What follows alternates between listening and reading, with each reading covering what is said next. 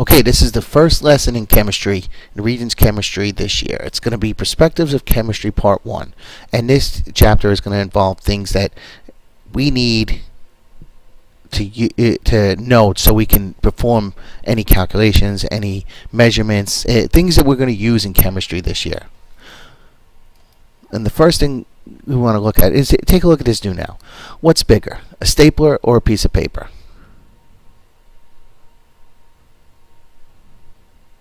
Now, if I polled 10 people, 7 might say, or maybe even 9 might say the stapler. 1 might say the paper.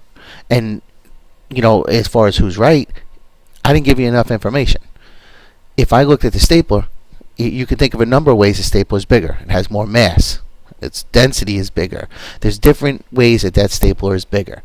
But if you've ever played rock, paper, and scissors, you know that the paper covers things. And if it covers, it's going to be bigger surface area. So depending on what the measurement is, that's what there's differences. When you can't just say what's bigger, you have to say bigger in what way. So today, what we're looking at is measurements in different types, what we use to measure, why we would use to measure, and most of all the units, because that tells us the number of, or the increment of how much mass, how much temperature, how much air, anything we're looking at. This is an interesting picture, and if you look at it, some of you might be recognizing the nose, the ear, the eyes, and so on. And what it is, it's the five senses. The observations are an important part of science, and they use these senses to come up with qualitative or quantitative observations. Okay, and we're just going to briefly go over what a qualitative and a quantitative observation is. Qualitative is one that uses descriptions. They are descriptions. Color. The fire truck is red. The fire truck has silver, on parts of it. There's yellow in the writing. There's a black circle. There's a white top of the door. So different things, different parts. Usually it's just not a one-word description. There's a couple different things, and you have to be analytical and saying where, and look. You don't want to just take the obvious thing, because whenever you see a fire truck, if you ask what color is it, most people would say red, but you're going to miss out on all those other different colors. Okay, whether something is the touch, hard, soft. A bowling ball, you don't want a soft bowling ball because it won't knock the pins down, it won't roll as far. So you want something that so that's a qualitative observation. Anything that gives you a description and you can further give you a better understanding is a qualitative observation. Quantitative observations involve numbers. Quantitative observations are described by measurements, and they utilize these numbers. That's what's going to help you in figuring out how much, how hot is it, how cold is it, how much bigger is the stapler when you're talking about mass, how much bigger is the paper when you're talking about surface area. Okay, and remember, quantitative observations contain numbers, and it repeated that again because it is an important thing, and that's the easiest way to tell a quantitative versus qualitative number. Okay, units. There are different types of measurements.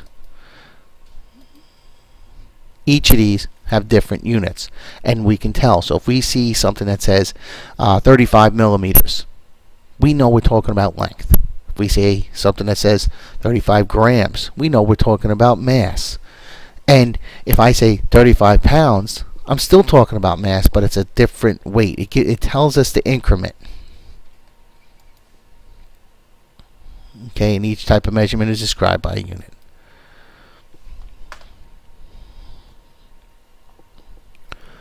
Reference table D. This is going to help you. Okay, and on your reference table, you're going to have different types of charts. Some are going to be directly related, and some are going to be where you can use it to help you figure out the answer. Now, if we look at this, this is going to give us, on this reference table, this is going to give us symbols. That's going to help, because in formulas you're going to have different symbols. Here's what might be in a word description. Okay, it might say molarity, it might say concentration. Those two are related, and we should think about that. Different meters, length. Okay, these are the base units that we're going to use. Okay, getting into a couple of these. Mass, it's the amount of stuff, or matter is the technical term, but you know, the amount of stuff that you can put in an object. And we measure it, that base unit, metric base unit, because that's the system that we're going to use, is grams. Now there's many other ones, there's pounds, there's tons, things like that, but we're going to use grams and all the metric prefixes that go along with the metric system. Okay, and we can use a scale. Now we don't use the triple beam balance in here. We're going to utilize digital balances, so it's going to be pretty accurate and pretty easy to read. You know, so when you're measuring those, so it goes along good. But we do measure mass quite a bit in this class for labs. Okay, volume is the amount of space an object takes up. Okay, so this is the important part. I would remember the amount of space for volume, the amount of stuff, or the amount of matter for mass. Those are the things that could show up in questions. Metric base unit is liters. Okay, and a graduated cylinder is what is used to measure it, the most common, but we use a couple other things, such as we use pipettes, you know, and if you look, we have these things called burettes, and we use them for very exact measurements. And the better or the more accurate an equipment is, it's going to be this narrower this tube is. If the tube is wider, there's going to be more room for error. If the tube is narrower, there's going to be less room for error. And there's going to be marks in increments, and each one will have a different increment, so you have to look at whatever piece of equipment you have to look and figure out what the numbers mean.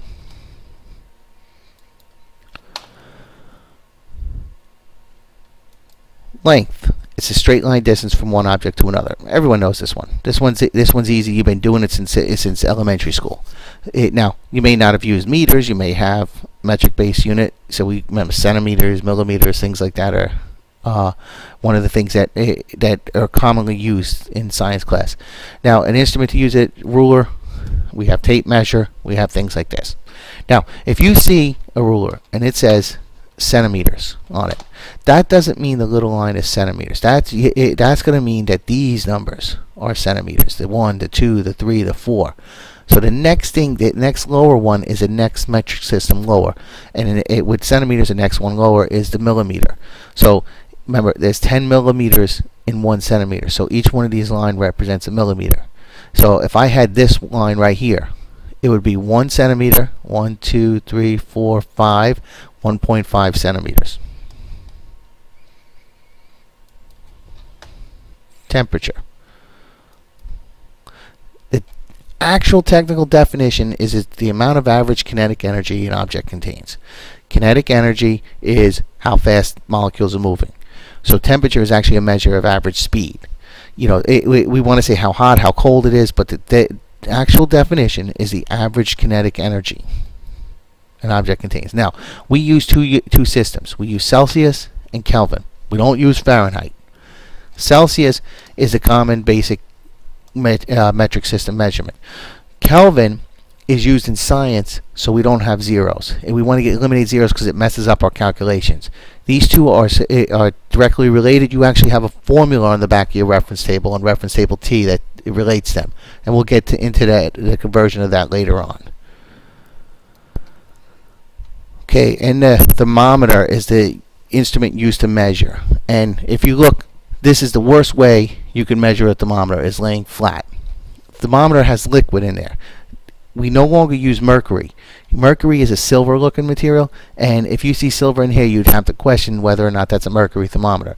The red is some sort of alcohol that's in there with a dye, and it's a much safer thing in case the thermometer breaks.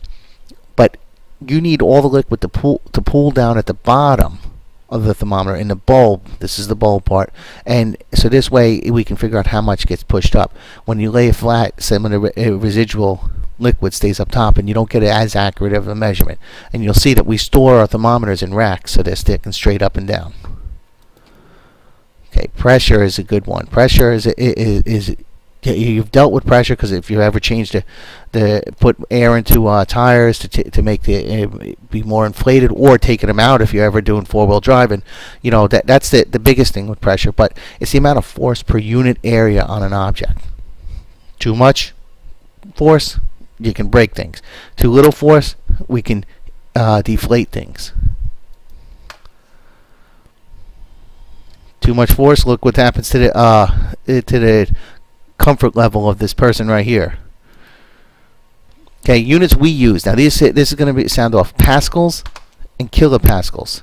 We also are going to use ATMs, okay, which is atmospheres. Okay, and an instrument used to measure, barometers measure air pressure, and you see that, and they don't measure in pascals most often. They measure in millibars. And okay, and I always butcher this name, the sphigometer. And that you've probably, I'm going to bet that almost everyone has used one of those when they went to the doctors and got their blood pressure taken. That's a little cuff, and they squeeze it up, and then they cut off your blood pressure, and then they wait till it comes back on. They get the two measurements, and they check out, and hopefully you got somewhere close to a 120 over 80. Okay, density. Okay, and if you look, now these are a picture of the three phases, and this is going to be an important picture, an image to embed in your brain as we go up, because a lot of them maybe not directly gives you an answer, but it gives you a hint. Which one of these moves faster? And hopefully you would say these, because there's more room to move. These are tighter together. These are less tighter together. These are less dense. These are more dense. This is your solids, your liquids, your gases. The one that moves fastest is going to have the higher temperature. Okay, and density, this is just one picture, a mental image, a picture for density, but it can be talking about different substances. It doesn't have to talk about the same substance always. Okay, it's the amount of matter that is in a unit of space. Now, if you think back to one of the first slides, what the amount of matter an object has, that was mass. The amount of space an object has, that was volume. So density is going to be some relationship of mass and volume. Okay, its actual relationship is going to be the formula: density equals mass over volume, and you can tell from that definition. Grams per milliliter, unit of mass, unit of volume. Grams per cubic centimeter if we're talking about solids. Grams per centimeters cubed.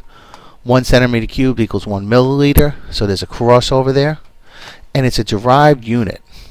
And we won't be using any instruments to measure density. We'll be deriving it or calculating it. So we would be measuring the mass and measuring the volume.